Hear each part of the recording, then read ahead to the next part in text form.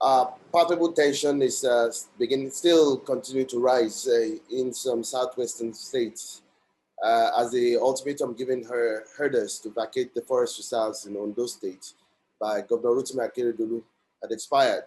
And despite the meetings, peace meetings that is taking place in Akure at the moment between southwestern governors and the Miyetti Allah leadership, there is still much tension in the land.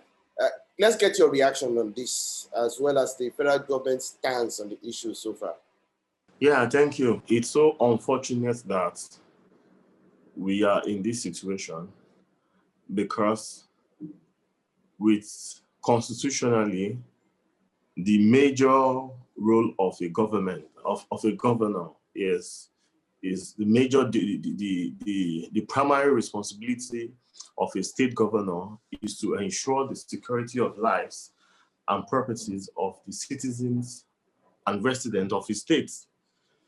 And whatever it is that had led to that, which could be from negligence of probably the state and federal government, which I feel is inconsequential at the point when this decision was made. But basically, this decision was made in the interest of the citizens of Ondo State. So here is my point. I stand with the decision and the order of the governor that all unregistered herders in our forest reserves should vacate. Now, this is the situation. Before now, there had been calls, there had been meetings with these people that everybody occupying a space in our forest reserve should be documented. Prior to this time, there have been several meetings. For reasons best known to them, some of them deliberately refused to get documented. So this is where we have the problems. So we don't know the actual number of people who are in this forest. There are some unknown persons that does a lot of things inside this forest. Even the farmers inside the forest are documented. So we don't understand why it's difficult for these people to get documented so we can know who are the criminals and the ones who are not the criminals. And as far as I'm concerned, the order of Mr. Governor was that those that are unregistered should vacate. I don't think at any point he said that the Fulani tribe should leave Ondo State. No, because they are a city, they have the right to be here to live their Nigerians. But what we are saying is the ones we don't know, the ones who have refused to register with the state government should leave the forest. This shouldn't be an issue. So like I said earlier, that it's just unfortunate that the reaction of Mr. Gabashio from the presidency initially, which was saying that, that the government does not have the type of power to do such. So it's really irresponsible. I find it very irresponsible and a statement that should not be coming at a point like this. We have had series of attacks that could be linked directly to herdsmen in Ondo State. I can mention a lot. So at that point, the governor reserved the rights, and as a matter of fact, it was a matter of immediate solution at that point. And along the line, I don't see anything wrong in what he had done. So we already don't know the outcome of the meeting that is ongoing, but then I'm privileged to have a little of the information from there.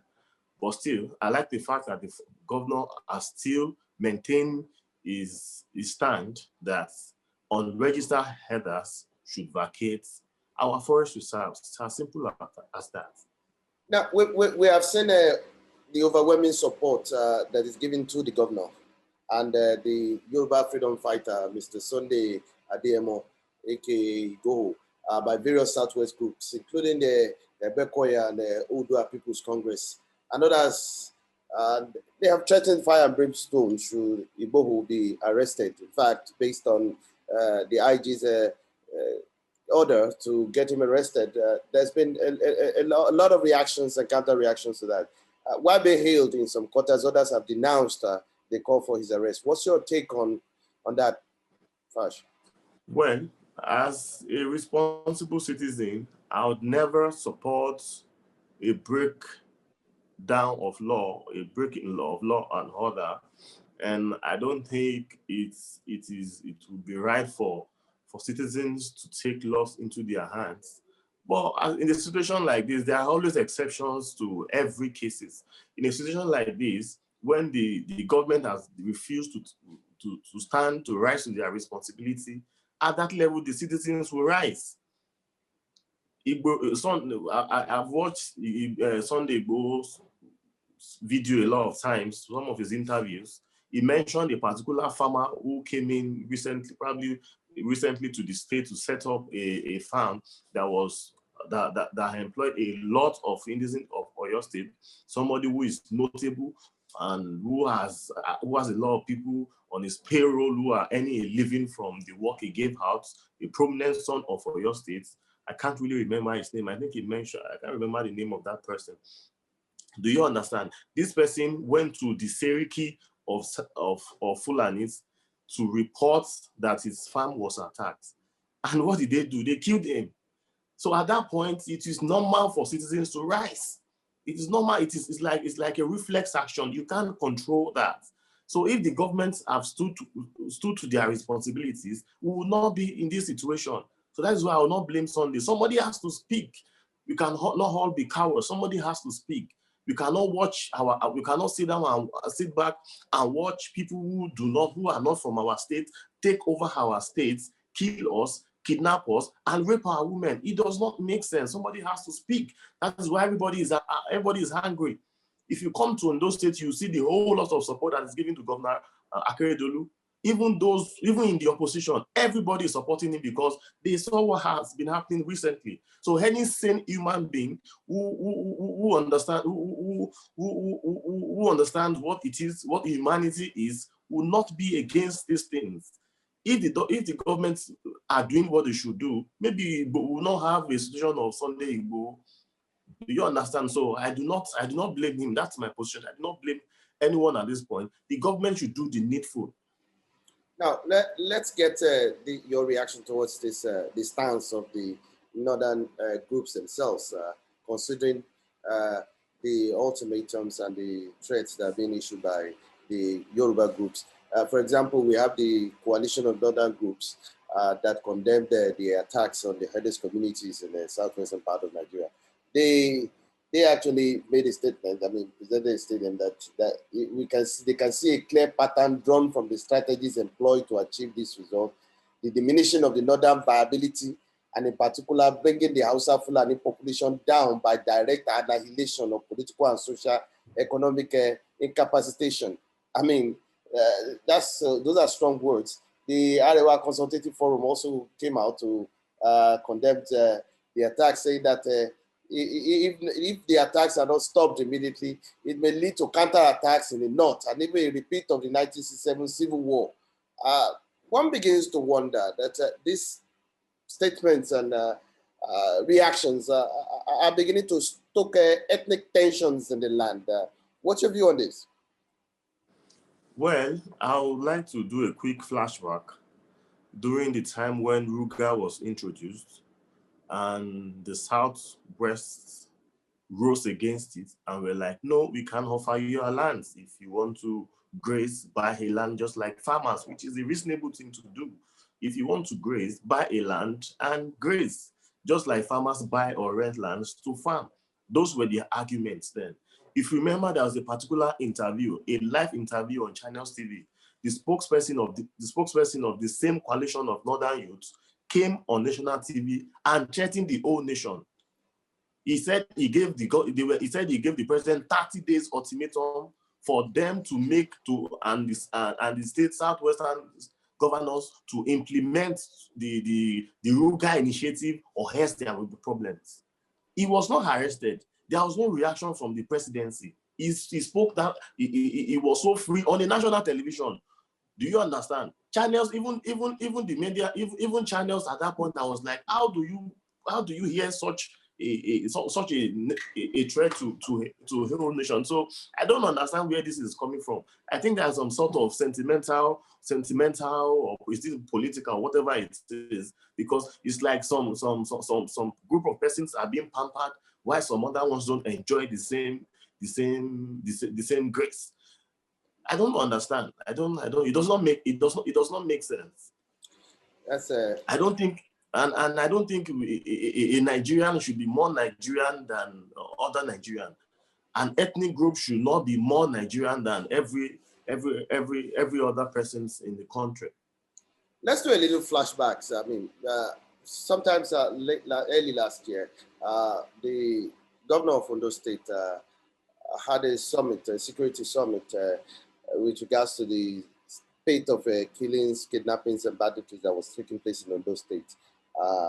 And he actually made a statement that it is expedient that we put in place the necessary security architecture that will enhance all-round development of the state and protect the citizens and investors operating in the state. That's what Governor Oluyemi Fasipe actually said yes, I remember. During that security summit. One begins to wonder what has actually happened to the security architecture of the state. Has it failed in its case itself? And whatever came out from the blueprint that was supposed to be a roadmap for actually securing the state, considering the state of insecurity at that time, had it failed? Well, I think at that point, we were having problems with people coming out from the bush to perpetrate evil and running back to the bush. And I think this was what led to the Amotekun network, Amotekun security network.